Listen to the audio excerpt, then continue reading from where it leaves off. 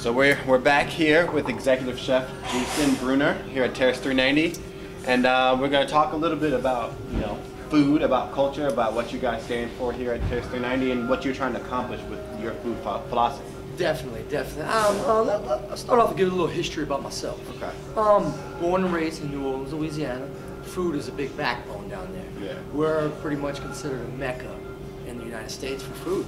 It's a travel destination just to eat. It's a very amazing thing. Started off as a teenager, working on the boats, shrimp boats, oyster boats, family full of commercial fishermen. Carried on there to agriculture. Took a couple jobs outside of junior high and high school where I was planting orange trees, gathering strawberries, eggplants, doing a lot of plant, a lot of soil. Yeah. So I mean, you were bred into that culture. Definitely. I felt like food was always a good time where I'm from. Yeah. Where I'm from, we take the crawfish and lay them right out on the table, and everybody gathers around. You hear about what they did last week, what they're doing, what's going on, and it's basically a time to come together, and you're gathering over a feast, over good food. And that's kind of what we're all about. That's cool. Yeah, after growing up in Louisiana, I went to New York City, where I started off in the CIA, Culinary Institute of America. Went to school there, really, it just opened up a lot of doors. Went to Hawaii, studied out there, learned how to ice carve out, actually, in Hawaii. That's great. Came back, became the president of the Ice Carving Club, from the Culinary Institute. And from there, just snowballed. Traveling. Oh. Cooking in different places. It went crazy, After I graduated, I got the opportunity to go to Sichuan, lower southern China, and amazing place. Yeah. The culture, the food, totally different aspect. Yeah, I was going to say, how did that experience being in such a foreign place really affect your view on food, or what food is, how it's supposed to taste? It opened up, I guess you could say, a history of food. Mm-hmm. It opened up something that I wanted to learn. These people have been doing this for thousands of years. So it's like, yeah, they may eat some weird things that we're not culturally understanding in the United States, but I had to try everything. Right. So I basically embraced everything that they had to offer.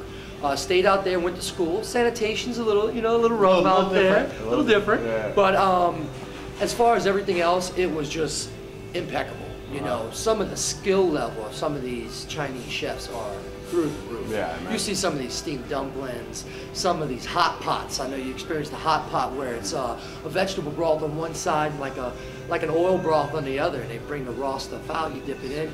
And it kind of reminded me of home, Louisiana. We're gathering around the food again. Right. And I went to school there, studied, traveled around. I hit Shanghai, I hit Hong Kong. We did Beijing for the Olympics, very nice. Yeah. Toured around, ate a bunch of food. Upon there, returning back to the United States, I had the opportunity to go to Italy. Wow. So it's like one thing after another. This trip kind of snowballed into this one. Met a guy on that trip to kind of bring me to this one. That's crazy. In terms of culture shock, people are like, oh, I'll stay in, just going to China itself, culture shock, but then going from there to a completely different culture like Italy. And I'm a small town in Louisiana, just coming out, And it was great. It was great. Went to Italy, went to a small school out there, actually studied at his restaurant. We did a lot of cooking classes. We did a lot of really local, everything was bought from the market. We would go on Wednesdays and Fridays and gather what you need because the market's not open on the other days. You have to go drive into town, 30, 45 minutes down an interstate or something like that. Great experience. I love Italian food. Yeah. Pasta, you can't go wrong. You can't go wrong. No matter what. So after coming back there, I realized in Italy that I was a great cook. Yeah. That's the thing. The light went off. But here's the kicker. I realized I couldn't bake. I couldn't bake to save my life. Yeah. I did a lot of breads, I did a lot of cakes and stuff, tiramisus and stuff like that, but I wasn't very good. I could get the job done, but I wasn't very good. So after that, I really I just didn't know what to do. I wanted to be a well-rounded chef. If somebody asked me to do something, I wanted to be able to take care of it. Yeah. So I went back to school. Just like that. Went back to the Culinary Institute of America. Perfect. Went back, baking and pastry. Went in, successfully pulled it off.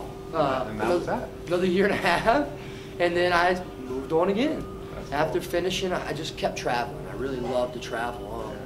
let's see, my next adventure was Australia. But let's go to a break for a quick. Okay. And come back to it because this is another evolution that you kind of went through after that. Yeah, it's like they call it the third or fourth chapter. The third, I like that. Give me a second.